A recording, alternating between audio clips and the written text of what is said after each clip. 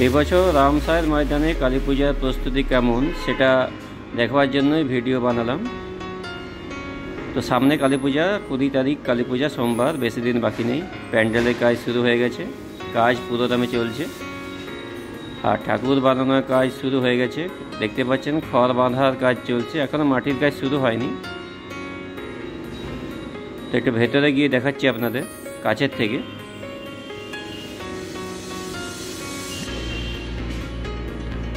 দেখতে পাচ্ছেন খড় বাঁধার কাজ হয়ে গেছে প্রায়, এখন ওই হাত পা এগুলো লাগাচ্ছে। আর এটা হলো একটা মাথা, যেটা খড় বাঁধাই করে বানানো হয়েছে। আর এটা হলো কালী ঠাকুরের মাথা,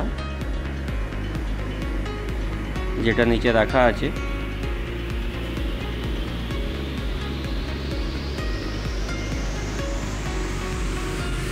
আর এগুলো হলো হাত, এই দেখতে পাচ্ছেন হাত। এগুলো আস্তে আস্তে লাগাবে, তারপরে মাটির কাজ শুরু হবে।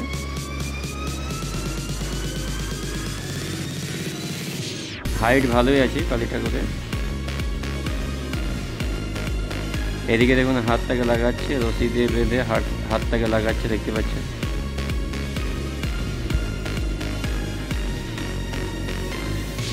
আর মেলার কাজ এখনো তেমন কাজ এগোয়নি। তো এদিকে বিভিন্ন যে রাইডগুলো হয়, সেই রাইডগুলো লাগানোর কাজ চলছে। এটা যেমন নাগরদোল্লা, এটা লাগানোর কাজ চলছে। এগুলো বিভিন্ন রাইডগুলো লাগানোর কাজ চলছে। দোকানদানি এখনও সেরকমভাবে শুরু হয়নি লাগানো, এখনও 2-3 দিন আছে হাতে। তো এতটাই প্রস্তুতি কাজ হয়েছে কালী পুজো রামসায় ময়দানে। তো আপনাদের ভিডিওটা কেমন লাগলো সেটা জানাবেন।